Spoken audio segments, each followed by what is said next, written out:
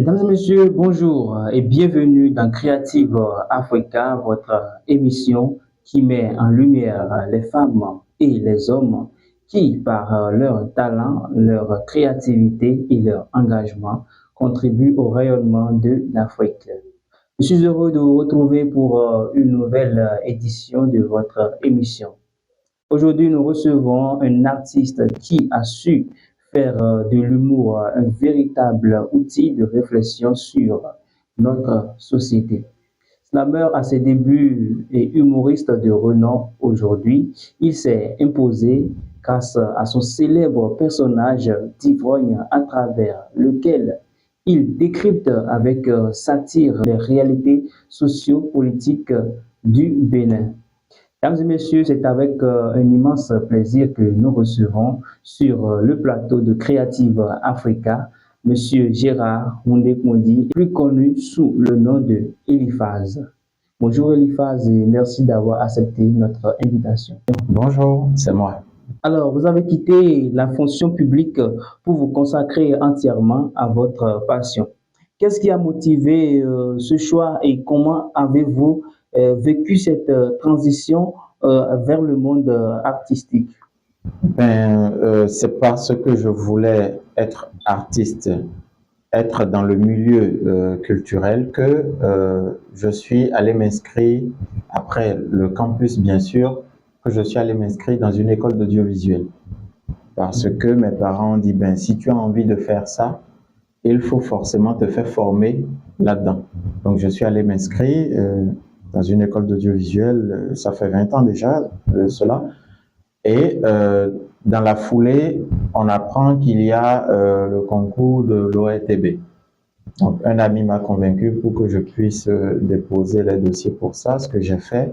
Et fortuitement, je suis reçu pour ce concours-là et je deviens fonctionnaire. Et quand j'ai commencé à travailler, ben, je percevais mon salaire et tout, mais c'est pas ce que je voulais. Moi, c'est pas l'argent forcément. Déjà, c'est pas l'argent qui me guide dans mes choix. Je voulais avoir cette liberté de pouvoir gérer mon temps, de pouvoir tout contrôler et être fonctionnaire ne me permettait pas ça. Donc, à un moment donné, j'ai dit bon, il faut que j'arrête. J'ai déposé ma démission pour me consacrer uniquement à ça. Ce que les parents n'ont pas apprécié sur l'instant, parce que c'est normal pour tout parent, ton enfant qui devient fonctionnaire d'État et du jour au lendemain se lève et dit je démissionne, on va dire hello beau vieux. Donc c'est ce qui s'est passé. Et pour moi, il fallait convaincre les parents, leur montrer que ce choix est mûrement est bien réfléchi. Et ça a pris du temps parce que construire une carrière, c'est pas 1 an, 2 ans. Donc, on voit Eliphaz aujourd'hui, tout le monde crie Eliphaz, mais c'est 10 ans dans l'ombre pendant lesquels je suis resté uniquement sur ça. C'est pas que j'avais un pied dedans et un pied ailleurs, non. C'est uniquement sur ça. Et c'est après ces 10 ans-là que ça commence par prendre petit à petit. Et on commence par découvrir, on dit, ah, c'est quoi, il vient d'arriver, mais il ne vient pas d'arriver. Il était là depuis. Ok, d'accord. Ok, merci beaucoup à vous, Monsieur Eliphaz. Vous avez commencé par le slam Oui. avant de devenir l'un des humoristes les plus suivis du Bénin. Comment s'est opérée cette évolution et que représente aujourd'hui l'humour dans votre parcours? Déjà, le slam que je faisais pour ceux qui connaissaient, c'était un slam teinté d'humour. Il y avait toujours une touche humoristique dans la chose parce que on s'est dit on va pas le faire à l'européenne. À l'européenne, l'européen c'est quelqu'un qui peut s'asseoir 1 heure, 2 heures de temps, il bouge pas, il t'écoute. Ce qui n'est pas le propre de l'Africain ni du Béninois. Donc il faut trouver une parade pour accrocher les gens, d'où l'humour. Et il n'y avait pas que l'humour, il y avait la musique derrière qui était beaucoup plus rythmée parce que nous, on a le sang chaud, donc il faut qu'on bouge tout le temps. Donc, la musique était un peu plus rythmée et il y avait la touche d'humour, ce qui accrochait les gens. Donc, j'ai fait le premier album et quand j'ai voulu faire le second, je suis allé au Burkina, je suis allé m'installer au Burkina parce que je voulais des sonorités du Burkina, des sonorités d'autres pays, autres que les nôtres. Donc je suis allé m'installer là-bas et c'est là-bas que il y a un promoteur qui a voulu faire un spectacle humour. Et ce spectacle-là venait en prélude aux élections. Donc le spectacle est intitulé Votez pour moi. Et moi j'avais un test intitulé Votez pour moi qui dans son développement après est devenu Ayo, qui veut dire en langue morée non. Donc j'ai fait le test, j'ai fait le clip et j'ai voulu rencontrer ce monsieur, ce qui était compliqué, mais par la force des choses, ils avaient déjà tout programmé et ils étaient en train de faire des ateliers de formation quand il rentre dans la salle et il voit quelqu'un en train de jouer le clip sur son ordinateur. Et il dit, mais c'est ce qu'il cherche depuis. Est-ce que vous connaissez cet artiste? Ils disent oui, vous avez son contact. C'est comme ça, il m'appelle. Et il m'appelle, il me dit, ben, tu sais, on a déjà tout calé, mais si tu veux, tu viens. Et après, je vais me rattraper. Je dis, ok. Et c'est parti. J'ai joué, c'est parti. Ok, alors le personnage d'Ivrogne est devenu votre véritable marque de fabrique. Comment est née cette idée et quel message cherchez-vous à transmettre à travers ce personnage? Vous savez, on a l'habitude de dire que en langue fond que nous nous rando. Et souvent, dans notre société, l'ivrogne, entre griffes, le drogué, c'est des gens qu'on ne calcule pas, qu'on ne considère pas. Quand vous sortez, vous voyez un drogué ou un alcoolique dans la rue, oui, on ne le calcule pas. Mais c'est des gens qui ont un regard sur la société. Ou même quand l'ivrogne se met à parler, on ne l'écoute pas. Pourtant, c'est peut-être des vérités qu'il est en train de dire. Donc, je me suis dit, ben voilà, je vais revêtir cette carapace-là pour faire passer des messages. Et l'autre chose, l'humoriste, tout humoriste, hormis humoriste, l'artiste, c'est quelqu'un qui est en quelque sorte le regard et la voix du peuple vis-à-vis de nos dirigeants. Que ce soit chanteur, que ce soit humoriste, n'importe quel secteur d'art est comme un porte-parole de la masse, de la grande masse auprès des dirigeants. Pour preuve, quand il y a les élections, les politiques font appel à qui? Aux artistes, parce qu'ils savent que en tenant les artistes, ils vont pouvoir véhiculer leur message.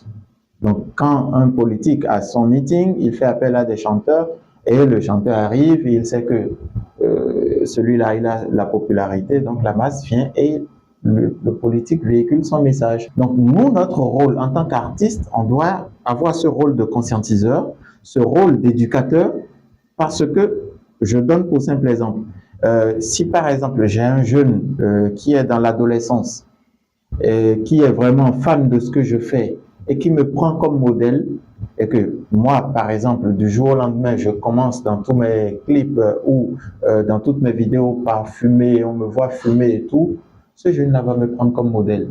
Et ne soyez pas surpris que dans 5 ans, 10 ans, que ce jeune-là commence par fumer parce que il va se dire voilà, c'est comme ça, ça se passe. Et vous voyez, on a des jeunes qui s'identifient à whisky d'aujourd'hui, qui, voilà, la cigarette et tout, c'est comme ça. Donc, nous avons un rôle d'éducateur à jouer, un rôle de conscientiseur et un rôle aussi de dénonciateur. Dans quel sens? Si par exemple, quelque chose ne va pas dans notre société, on doit pouvoir dire, ah, chères autorités, ça ne va pas, essayer de corriger. Mais pas dans l'insulte. Parce que beaucoup confondent insulter et dénoncer. Je peux toutefois dénoncer sans insulter. On est peut-être amis, on se connaît même peut-être, mais la position sociale fait que je ne peux pas me permettre de venir vers vous et de dire « Ah, telle chose ne marche pas ». Donc, de par ma position d'artiste, je vais trouver les mots justes pour pouvoir vous dire « Ah, chère autorité, telle action que vous avez menée là, c'est pas juste. vous auriez dû faire ceci. Parce que diriger un peuple, ce n'est pas diriger une entreprise. Hein. Vous allez prendre des décisions en haut là-bas, mais comment ça nous affecte, nous en bas, vous ne savez pas.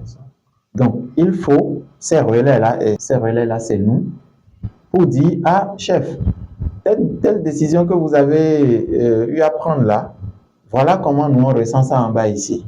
Et le chef aussi va se dire, ah, ok, donc ma décision là n'est pas une bonne décision. Je vais améliorer, je vais corriger. C'est comme ça. Alors, la grande réunion familiale est aujourd'hui un rendez-vous très attendu du public. Quelle est la philosophie de ce spectacle et quelle contribution souhaitez-vous apporter à la société béninoise et africaine? Ok, déjà, la grande réunion familiale, aujourd'hui, c'est un festival. Entre-temps, c'était un spectacle, mais maintenant, c'est devenu un festival. Et en 2019, quand on l'a mis sur pied, c'était pourquoi? C'était que, si vous vous rappelez bien, il y a eu des événements malheureux à Kadjehoun, il y a eu la descente de nos anciens à Tokwa. Ouais. Donc, il y avait une tension politique dans le pays. Donc, nous, on s'est dit, ben, dans une famille, quand ça ne va pas, on fuit la famille ou on abandonne la famille. Je ne suis pas sûr que vous soyez en mesure de dire, j'abandonne mon nom de famille. Ça, c'est pas près d'arriver. Voilà, c'est pas près d'arriver. Donc, quoi qu'il arrive, notre bien commun, c'est le pays. Et nous tous, que ce soit le vulganisateur, le maçon, le président, n'importe, chacun de nous œuvre à ce que le pays évolue.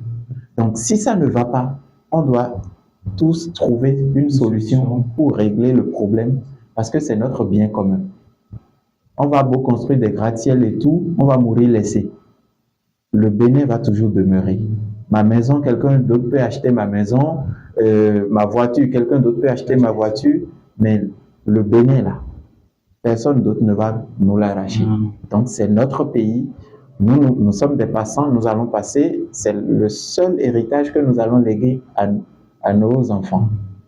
Donc quand c'est comme ça et qu'il y a ce genre de problème, il faut se retrouver autour d'une table où dans les familles on dit il y a la réunion familiale. Donc les fils et filles du pays n'ont qu'à venir et on va parler de comment on va faire évoluer le pays. Donc, nous, dans notre cas, comme il y avait cette tension, on s'est dit, ben, on va faire venir les fils et filles de la Gaule, réunir tout le monde et dire tout ce qu'il y a eu au cours de l'année. On va rire autour parce que, quoi qu'il arrive, si, je donne un exemple, si le cadreur vous a offensé et que vous êtes vraiment en colère et qu'on arrive à vous faire asseoir vous deux autour d'une table et vous avez discuté jusqu'à rire ensemble, il n'y a rien à faire. On a désamorcé un peu cette bombe-là. Donc, nous, c'est notre rôle.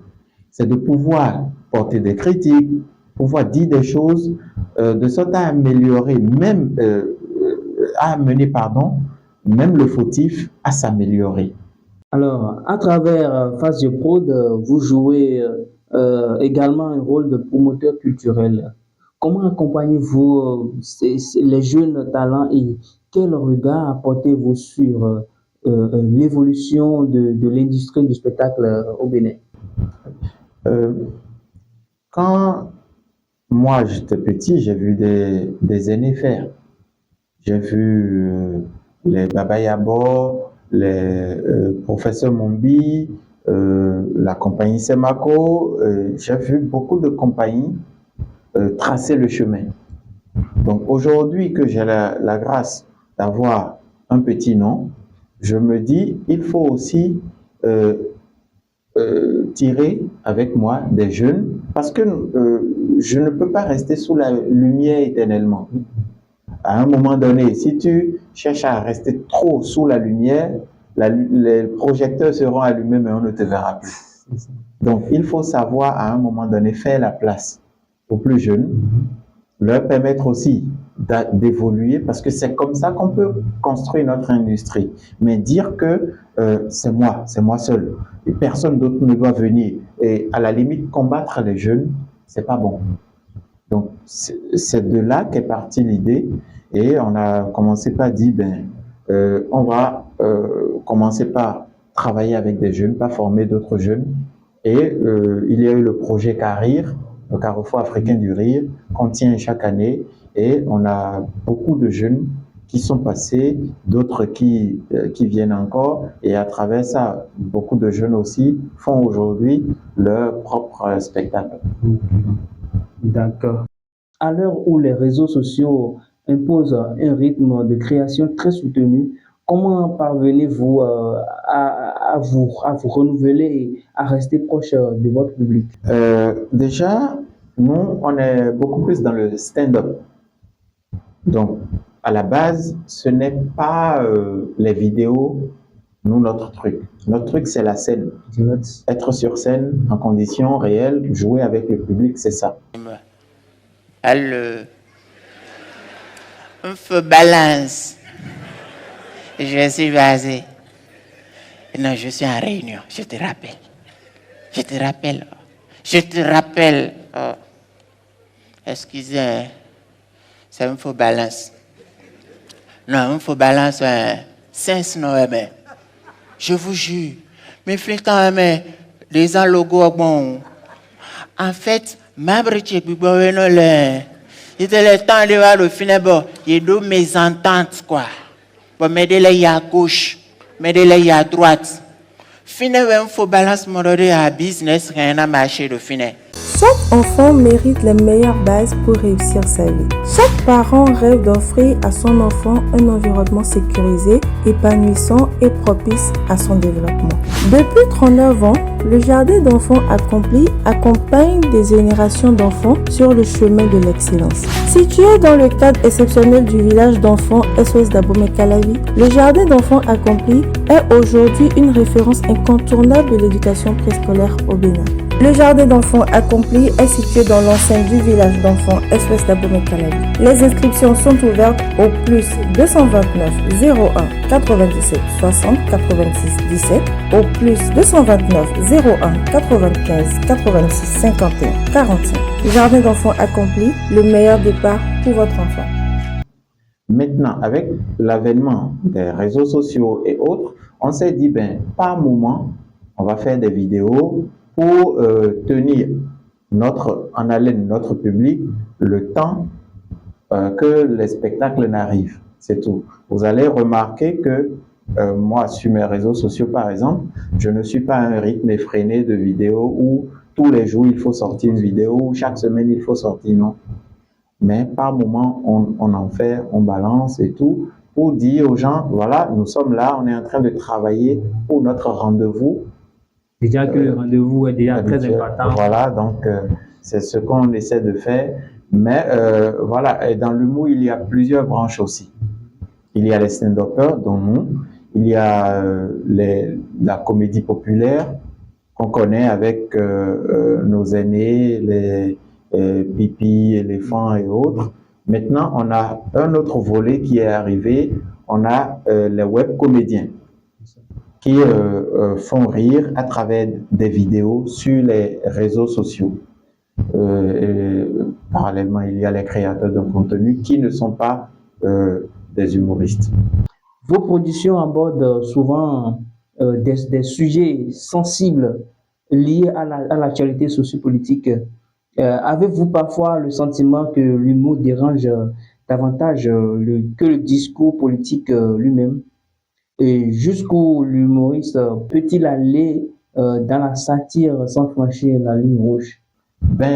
Vous savez, être artiste, c'est déjà être engagé. Être engagé pour une cause. Je peux chanter du zouk, je suis engagé pour une cause. Maintenant, l'humoriste est beaucoup plus dans une posture où il dit ce qui ne va pas dans la société. Parce que au temps de nos rois, dans les temps anciens, au temps des rois, on dit, voilà, on va se retrouver et il y a l'amuseur public qui va faire sa prestation. Et le roi même sait que l'amuseur public veut lui dire ce qui ne va pas dans la société. Donc, parce que tu ne peux pas dire au roi, ah, roi, tu as déconné, hein, on va te Il y a une certaine manière. Voilà. Donc, il y a une manière et une approche pour dire au roi, voilà ce qui ne va pas dans la société, pour lui permettre d'améliorer sa façon de gouverner. Donc, nous aussi, on est dans cette posture et tout ce qu'on fait, ce n'est pas sur un coup de tête qu'on sort ça. Donc, c'est écrit, on analyse bien, même quand ça heurte légèrement, positivement, même l'intéressé va en rire. Mais nous, notre rôle principal, c'est de pouvoir amener nos dirigeants à améliorer leur façon de gouverner. Ça n'a jamais été c'est parce que je suis contre. Non, je suis un artiste et je ne peux pas être contre le gouvernement de mon pays parce que je participe au développement du pays, donc je dois pouvoir amener les dirigeants de mon pays à s'améliorer, à faire mieux pour nous. D'accord. Votre liberté de ton a-t-elle déjà conduit à faire face à la justice ou à des pressions particulières? Quel enseignement retenez-vous de ces expériences? Ben, par la grâce de Dieu, je n'ai pas, jusque-là, je n'ai pas eu de ce genre de soucis. Par la grâce de Dieu, je n'ai jamais eu ça. Et je pense que nous avons un public qui commence pas à comprendre.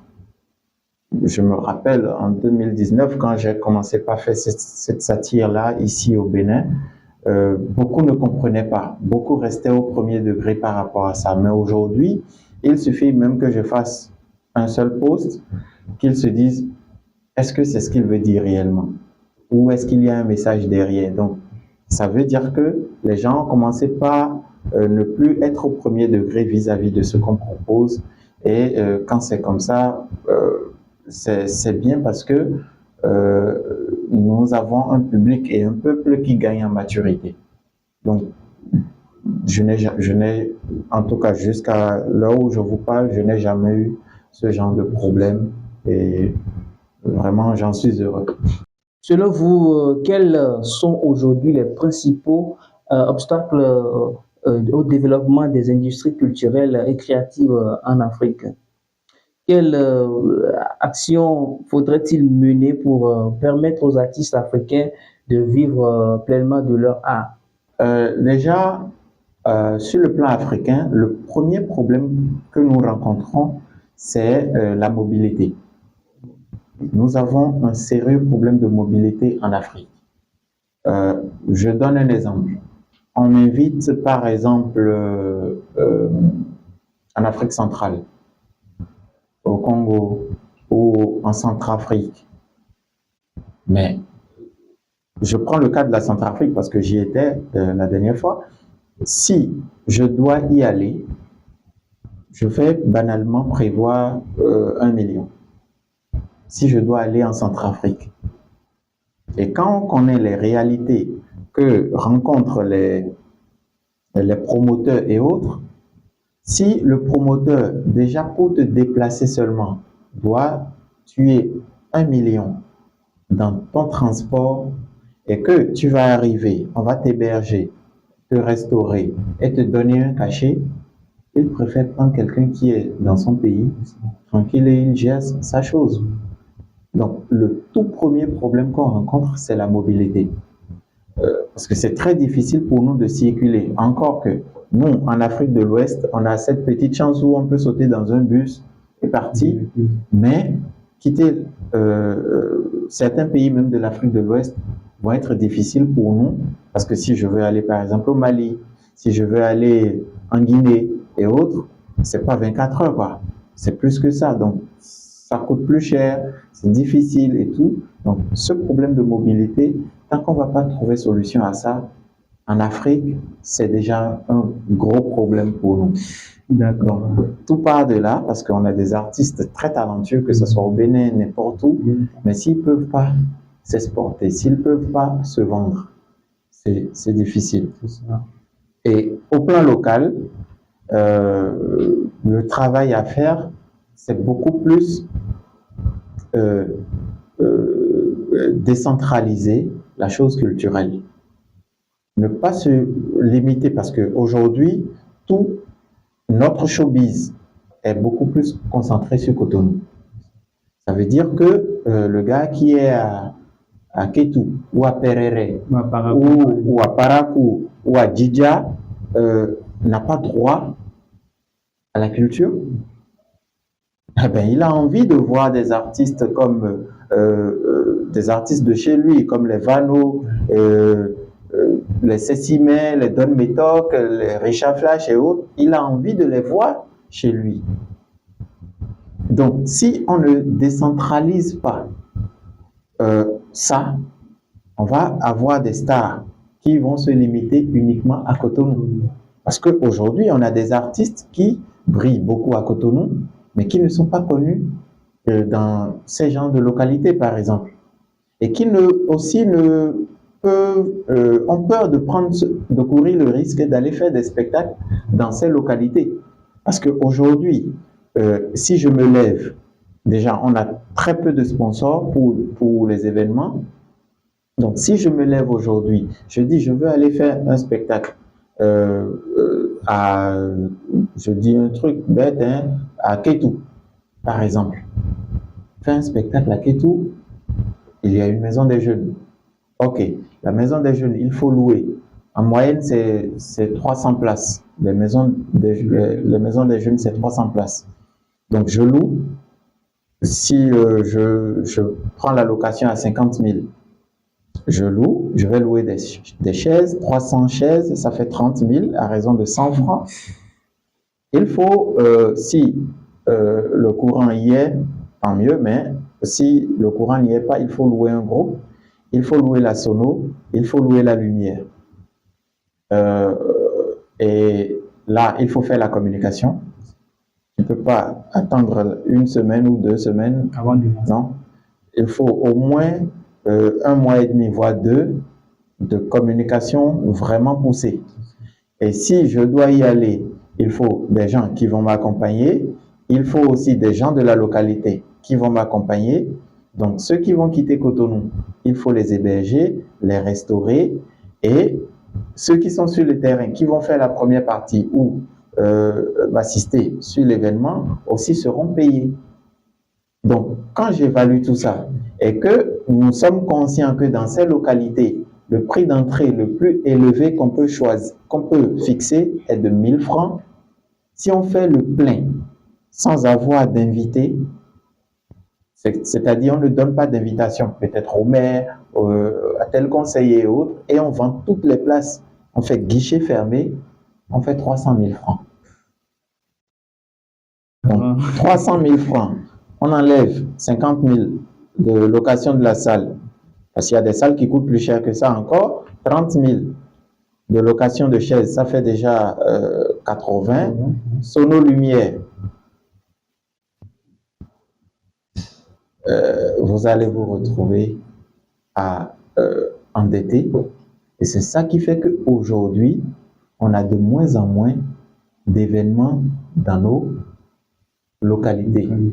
Donc, il faudrait qu'on revoie la formule pour permettre aux artistes ou d'encourager même les artistes à aller faire des spectacles dans ces localités. Et vous verrez que quand ça va démarrer, les artistes vont s'en sortir.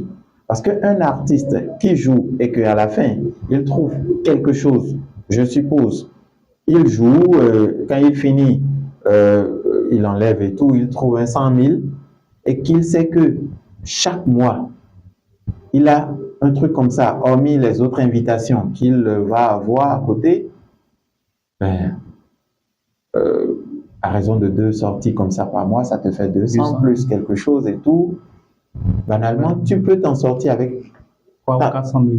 Oui, et un artiste, voilà, il peut s'en sortir. Mais sans ça, on a des artistes aujourd'hui qui font 3, 6 mois, voire 1 an, et qui n'ont pas une seule programmation. C'est des réalités. Donc, quand on va solutionner ça, je pense que, parce que aujourd'hui on crie le nom du Nigeria, on crie le nom du Congo, mais ce qu'on ne sait pas, de la Côte d'Ivoire aussi, mais ce qu'on ne sait pas, c'est ces pays-là qui font vivre ces artistes. Tu prends le Nigeria, leur population leur permet même d'être vachement riches chez eux. Pareil pour les Congolais. La Côte d'Ivoire aussi, pareil. On a des gars qui sont en Côte d'Ivoire, qui font des concerts, qui jouent tout le temps dans des localités. Tu vas entendre, il a joué à Abidjan, après il est allé à Yamoussoukro, après il est allé à Bouaké, dans d'autres villes. Donc, il s'en sort dans son pays parce que ça arrive à être rentable. Donc, si on arrive à trouver la bonne formule, vous verrez, les artistes ne vont plus trop se plaindre. Donc, je pense que notre État, notre ministère, parce qu'on a un nouveau ministre maintenant qui est en train de penser la chose déjà, je pense que dans les mois à venir, quand même, les artistes vont sourire un peu. Ok. Au-delà de l'artiste, il y a le citoyen africain. Quelle est votre vision du développement de l'Afrique et quelles devraient être, selon vous, les grandes priorités de nos dirigeants dans les prochaines décennies? Déjà, en tant qu'Africain, le premier truc, c'est qu'il faudrait qu'on revoie un peu notre mentalité. On a l'impression, ou on se dit souvent que c'est ailleurs qui va nous faire. C'est faux.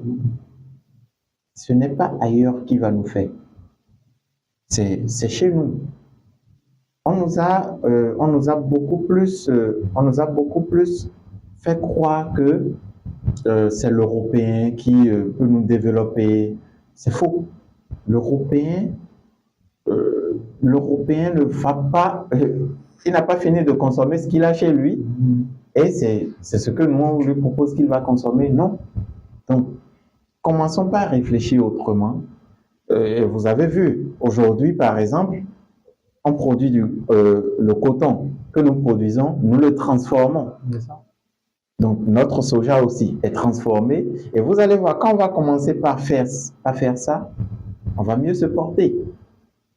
Mais si on produit le coton, on envoie, et c'est eux qui viennent nous revendre ça sous forme de t-shirt, il y a toujours un problème. Donc, aujourd'hui, on est en train de comprendre et on est en train de changer la donne. Et quand tous les pays africains vont se mettre au pas pour ça, vous allez voir que facilement, ça va changer. D'accord, merci beaucoup. Merci. Quels sont les projets qui vous tiennent les plus à cœur aujourd'hui? Quel message souhaitez-vous adresser à cette jeunesse africaine qui rêve de réussir grâce à son talent et à sa créativité? Déjà, le projet qui me tient à cœur, j'en ai fondamentalement deux. Il y a le festival La Grande Réunion Familiale, parce que aujourd'hui, nous sommes en train de mettre sur pied le premier marché africain de l'humour et des arts oratoires. Donc, c'est pour dire quoi par là? C'est que aujourd'hui, notre pays va devenir cette plateforme qui permet aux artistes créateurs en termes d'humour de rencontrer des programmateurs. Donc, ceux-là auront la possibilité de venir sur notre territoire découvrir les talents et béninois et africains. Donc, ça, c'est le premier projet. Il y a le projet CARIR, le Carrefour africain du rire, qui est beaucoup plus focalisé jeunes talents. Donc, la formation des humoristes, la mise sur scène de ces humoristes, donc le développement de carrière de jeunes talents. Donc, c'est ces deux projets que nous avons et que nous tenons en termes d'humour. Maintenant, derrière, Au niveau de la structure, on a le projet Les plus belles voix pour Christ, on a le projet Talent Latent, on a beaucoup d'autres projets qu'on essaie de gérer. Et le conseil que je vais donner à mes jeunes frères, c'est qu'il n'y a pas de solution miracle. La magie, la vraie magie dans ce que nous on fait, c'est le travail. Surtout au niveau du stand-up, c'est un travail beaucoup plus difficile que ce qui se fait sur le web parce que c'est un travail d'écriture intense. C'est pas l'inspiration est venue, j'ai écrit un truc rapidement, non. Tu vas beau faire un sketch aujourd'hui, tout le monde va rigoler. 10 minutes après, tu reviens encore, personne ne rit. Donc, c'est un métier très, très difficile et très passionnant à la fois. C'est pour ça on n'est pas trop nombreux dans ce secteur stand-up-là. Mais je sais qu'il y a des passionnés qui viennent et le seul conseil, c'est le travail et le travail. Alors, quelle était la première fois que vous vous êtes planté sur scène? Ben, la première fois, c'était au Burkina. J'étais la tête d'affiche d'un événement. Ça s'appelle Ouagadougou. C'est un festival qui se tient chaque 2 ans. Et on m'a programmé en tant que guest de l'événement. Donc, tous ceux qui ont joué en première partie, que ce soit chanteurs, humoristes et tout, ils ont joué en langue, en moré. Et comment dit-on? Même le présentateur, c'était en moré. Tout le monde, même la communication en amont, c'était en moré. Donc, c'était pas payant en fait, c'était accès gratuit. Donc, il y avait un monde fou. C'était au siège du FESPACO, donc un monde fou. Ce qu'on dit là, c'est près de 3000 personnes, quoi. Donc, le coin est plein et tout. Les autres ont fait leur première partie. Et moi, on m'annonce. Je monte, parce que j'avais déjà fait d'autres scènes qui ont vraiment impressionné le promoteur. Donc, lui, il s'est dit, là aussi, ça va cartonner. Sans savoir que ce public n'est pas un public adapté à... donc, moi, je monte, je commence par faire mon truc en français. Et à côté du podium, j'entends le présentateur qui dit « Nida, Moré. » Moi, je ne comprends pas Moré. Donc, il me dit de parler Moré. Moi, je ne comprends pas. Donc, je continue mon truc. À un moment donné, je vois les gens, ils ne commencent pas à se lever, ils partent. Ils partent. Parce qu'ils ne comprennent pas français. En fait, le public qui est venu ne comprenait pas français. Donc, tu es en train de jouer et tu vois les gens, ils se lèvent. Quand je dis les gens, ce n'est pas une seule personne s'est levée. Hein. Tu vois un groupe de 20 personnes, 30 personnes qui se lèvent. Et toute la maison s'est vidée comme ça.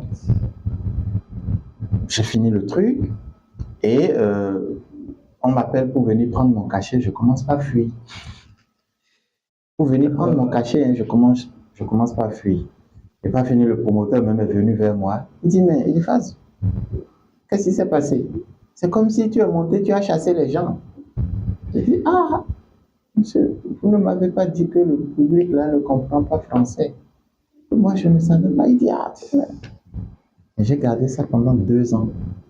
Certes, j'ai joué sur d'autres événements qui ont marché, mais pour moi, c'était un échec vis-à-vis de cet événement-là. Donc, j'ai gardé ça.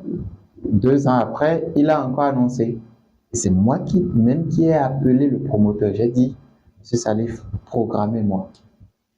Donc, il dit, ah, la dernière fois, j'ai dit, Monsieur Salif, programmez-moi.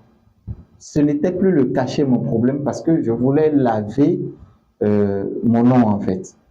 Donc, quand il m'a programmé, je suis allé chercher une comédienne qui allait jouer le rôle de traductrice.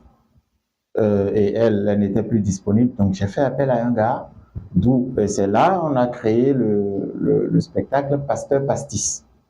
Donc, je dis le truc, lui il dit tout l'inverse, et ça allait dans tous les sens. Les gens ils étaient tellement contents.